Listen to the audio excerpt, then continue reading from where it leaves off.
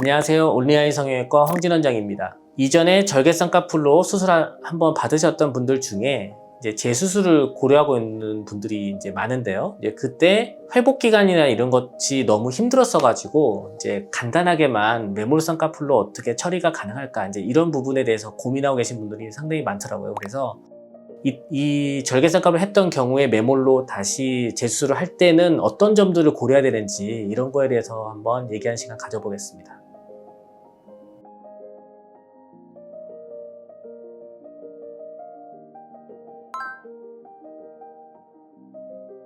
기본적으로 이제 재수술이라는 거는 앞에 수술했던 거에 대한 모습이 마음에 안 들면 하는 거죠.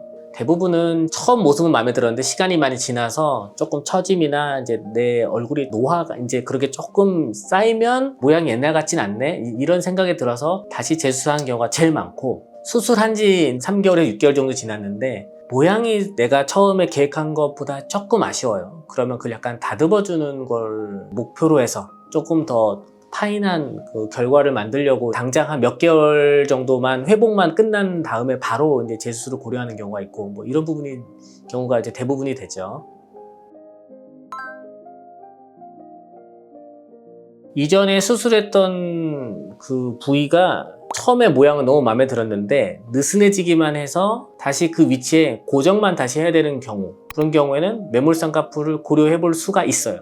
근데 물론 이것도 조직 상태 이런 거를 다 보고 해야 되거든요. 왜냐하면 매몰 쌍꺼풀을 했을 때 풀리기 쉬운 눈이 있어요. 이런 경우에는 매몰 쌍꺼풀로 하면 안 되고, 흉살이나 이런 게 너무 많이 형성된 그런 눈에서는 매몰 쌍꺼풀로 했을 때 실이 그 흉살을 파고들어요. 우리가 두부를 끈으로 들다 보면 그 끈이 두부를 파고들어가지고 두부가 으깨져 버리죠. 그런 식으로 흉살이 있는 부분에 실을 땀을 따게 되면은 실이 그 흉살이 있는 부분을 계속 파고들어가지고 걸리질 않고 그냥 행 하고 나와버려요. 그래서 다시 풀리는 확률이 매우 높아요. 그런 경우는. 그러니까 이런 식으로 그런 매몰 쌍꺼풀이 유지가 되기 어려운 눈 빼고는 간단하게 이전에 했던 모양 괜찮았다 확신이 있으면 느슨해진 것만 다시 박음질하는 느낌으로 매몰 쌍꺼풀을 해볼 수 있어요. 이런 경우는 안 돼요. 쌍꺼풀이 조금 두꺼워져 있어요. 이때는 아마도 앞에 수술에 의해서 두껍게 형성되어 있다면은 위쪽에 유착이 좀 강하게 형성되어 있기 때문에 그 부분이 이게 분리가 돼야 돼요. 유착이 박리가 돼야 되는데 매몰 쌍꺼풀만 걸어서는 강하게 위쪽에 접어져 있는 그 유착이 풀리질 않아요. 그러니까 쌍꺼풀이 크게 되어 있는 경우에는 대부분 매몰 쌍꺼풀로는 불가능, 이렇게 되죠. 그리고 눈매 교정이 비대칭이 좀 많이 벌어져 있는 경우, 수술하고 났을 때 눈동자 차이가 좀 나는 걸 좀 더 다시 맞춰야겠다, 이런 경우에는 물론 그것도 경우에 따라 다 동일한 건 없지만 더 정교하게라는 전제를 깔고 수술한다면은 그때는 비절개 방식보다는 절개 방식으로 접근해야 더 대칭에 가까운 결과가 나오게 돼요.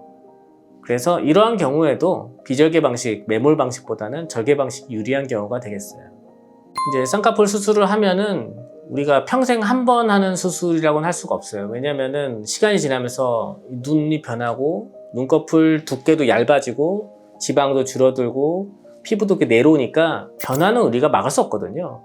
근데 대부분 이제 가장 간단한 방법으로 해결을 원하시는 분이 많다 보니까 이제 매몰 쌍꺼풀 조금만 위로 해서 이렇게 가능할까요? 이렇게 문의해 주시는 분들이 상당히 많거든요.